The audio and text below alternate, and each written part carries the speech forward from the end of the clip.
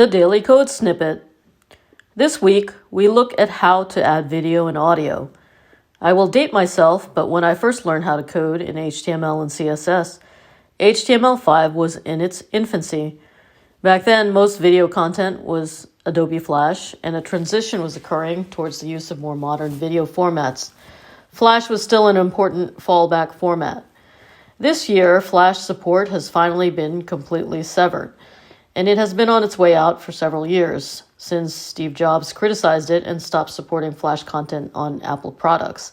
Flash and a later product, Silverlight, that is also now obsolete, had compatibility, security, and accessibility issues. Web developers searched for a native solution, and now with HTML5, we have the video and audio elements. Understand that there are also services that you can purchase that will host your videos and audio content, that will provide you embed links that will make the process easier and help you avoid the difficulties associated with trying to host video and audio content yourself. These services have included Soundcloud, YouTube, and Vimeo.